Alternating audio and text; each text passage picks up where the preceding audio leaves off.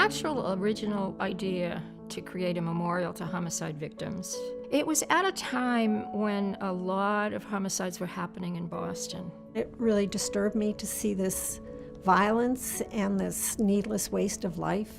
There was one driving force behind the creation of the Garden of Peace. It was Beatrice Nesson.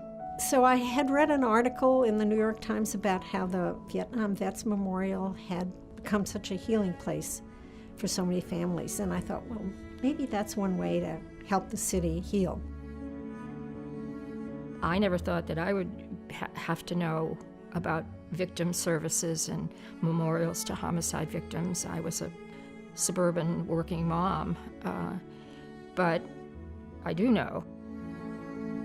25 years ago, I lost my 22-year-old daughter, Sherry, and her baby, 18 months old, my first grandson, to the murder. Ever since then, I became a voice for Sherry and Cedric, and a voice for all the victims.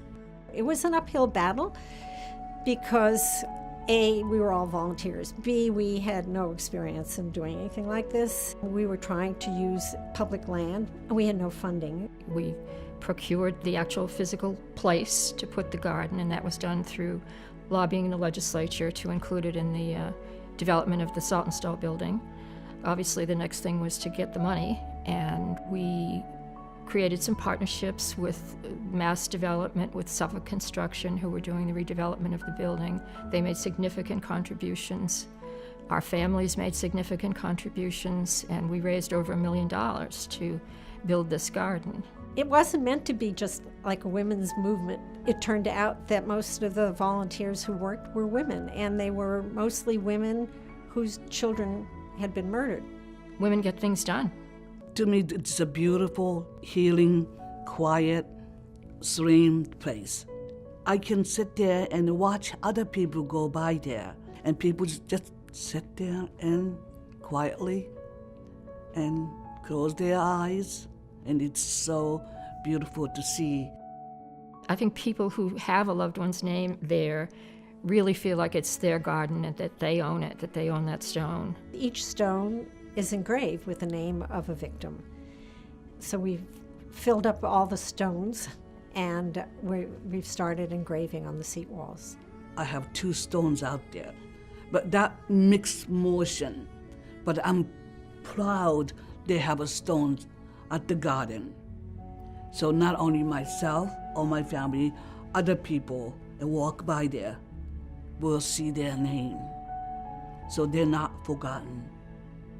The garden was designed by a volunteer, a woman named Catherine Molina. What she ended up creating was something that reflected where we were all coming from and how we were all feeling about what we wanted this place to be.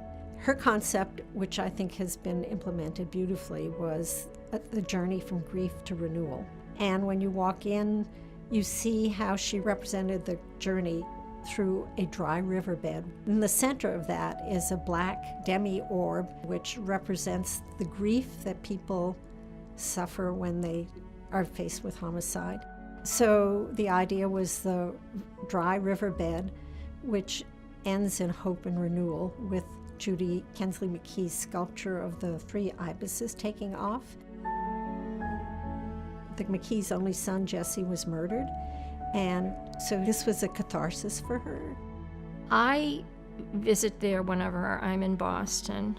I sit and think about my daughter, and I also feel gratified that I was part of creating something that helps so many other people.